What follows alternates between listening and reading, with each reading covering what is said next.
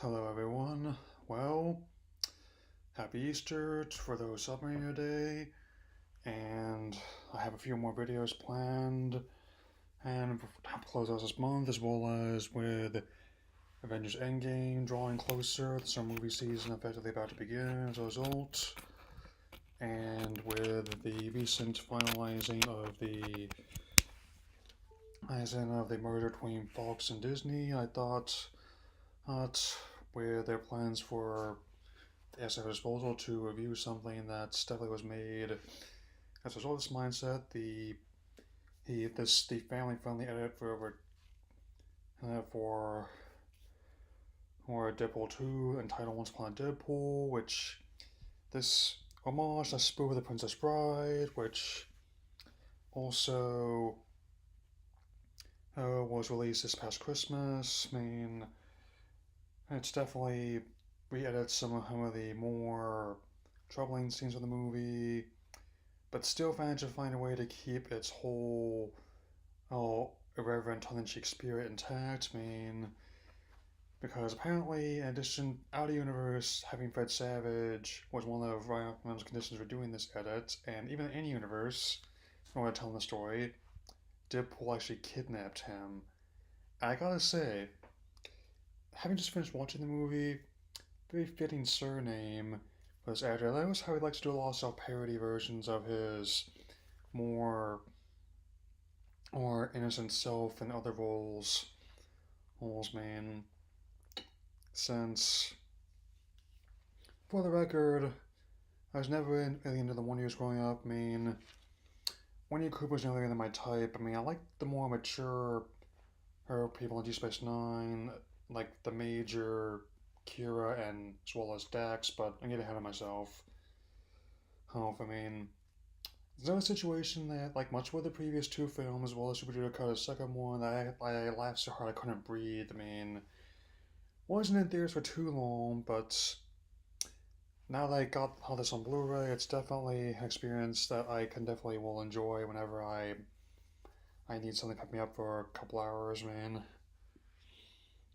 And yes, I still keep selling the pot shops I took a Green Lantern as well as the infamous Weapon X1 on which Wolverine. I do also have the how I worked out for the X-Men marathon. I definitely want to get started on that. Hopefully by the time you see this, man, as well as some other stuff I want to have out by this week. And I could definitely say that whatever happens with how they want to approach the release of Dark Phoenix and New Mutants, I mean, there's been a lot of talk about them, maybe even just bypassing theaters and going straight to the streaming platform they're working on. But at this point, I'm definitely going to want to do that retrospective as my last kind of made superhero one, whether they get the actual release or not. And the way I see it is like this: it would not be the first time a studio has merged with another or changed hands or ownership, and it probably won't be the last. That said, I'm quite thankful that even despite the concerns people had, which I admit are not totally without merit, it's that they do intend to keep operating in the label as usual. And that they knew how valuable it was when they bought the rights. On top of how they're going to be using things like the X-Men, Fantastic Four, after Phase 4 onward, the amount of things that they can do in the material is endless. That's at their disposal, man. And yes, I'm well aware of the irony behind some of these promotions as well.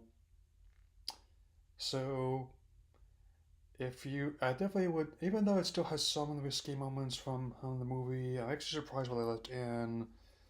But if you got younger ones who are curious about this movie, then this might be a good way to introduce them to that before you show them before they get older. Because like I think like when I actually saw the theatrical in the theater, there was only one person who couldn't buy the ticket themselves was in there. I think the same person that was in the last movie as well.